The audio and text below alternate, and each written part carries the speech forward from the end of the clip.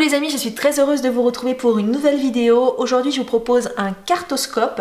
Donc là ça va être pour le signe du Capricorne. J'ai tenté de voir un petit peu comment ça va se passer au niveau des énergies du mois, au niveau des guidances s'il y en a.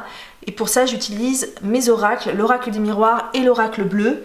L'oracle bleu, j'ai plutôt l'utilisé pour l'aspect professionnel et l'oracle des miroirs, j'ai plutôt l'utilisé pour l'aspect personnel et relationnel. Donc si ces deux oracles vous intéressent, je vous ai mis les liens en barre d'infos pour vous les procurer. Donc on va commencer avec l'oracle bleu pour une guidance professionnelle, pour les énergies du mois de juin d'un point de vue professionnel. On va tirer 3 cartes.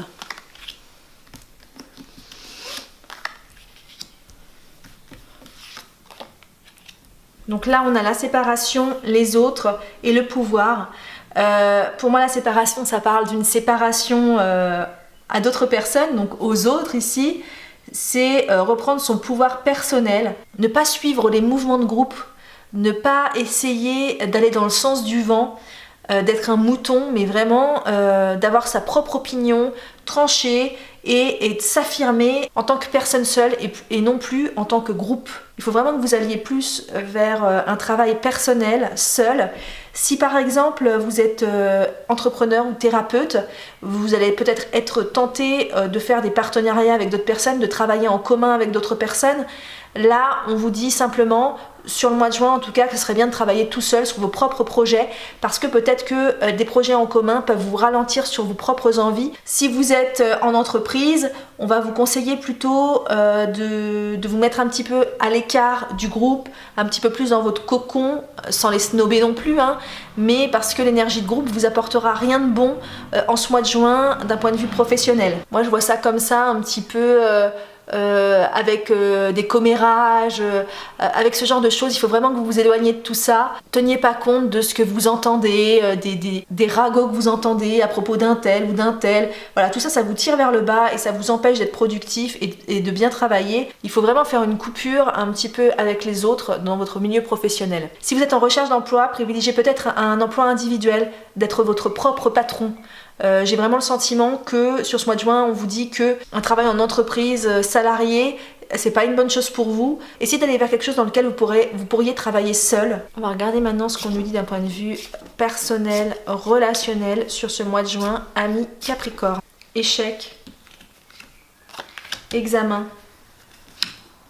changement. Donc ça pourrait rejoindre ici un petit peu ce que je vous ai dit précédemment, si vous êtes au chômage, d'essayer d'aller vers quelque chose où vous serez votre propre patron parce que jusqu'à présent les emplois salariés ne vous ont peut-être pas convenu, ça a été des échecs.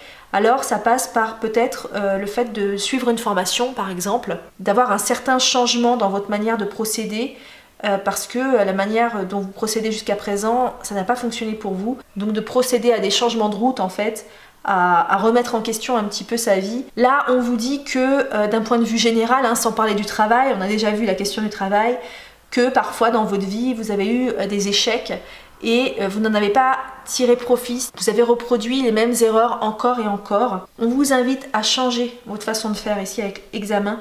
C'est vraiment d'apprendre de ces erreurs, de faire le bilan, de voir ce qui a marché, de voir ce qui n'a pas marché et d'effectuer les changements en conséquence pour son développement personnel.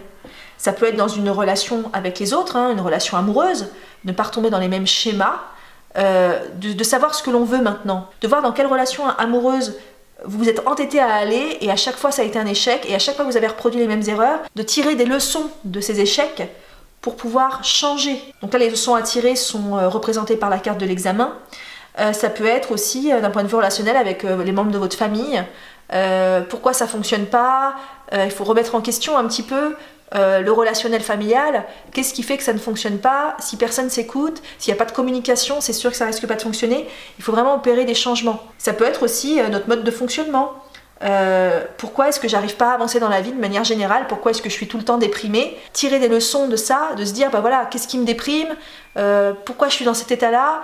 Qu'est-ce qui provoque cet état-là? Et opérer des changements pour plus aller à la base du problème, pour plus aller vers ce qui nous tire vers le bas finalement. Là c'est vraiment tirer de leçons de ce qui n'a pas marché dans le passé pour pouvoir changer la donne et aller vers ce qui potentiellement pourrait marcher, aller vers l'inverse de ce qui n'a pas marché en fait, pour avoir un changement significatif dans sa vie. Donc là, les énergies du mois de juin sont propices à une remise en question d'une manière générale. Je pense plus à un travail vraiment intérieur parce que là, justement, on met les autres de côté, on reprend son pouvoir personnel, on tire des leçons de nos échecs et on va vers un changement. Donc voilà les conseils que je peux vous donner, amis Capricorne, pour ce mois de juin 2019. Cette vidéo est maintenant terminée, j'espère qu'elle vous a plu. Je vous souhaite une agréable journée et je vous dis à très bientôt dans une prochaine vidéo. Restez connectés.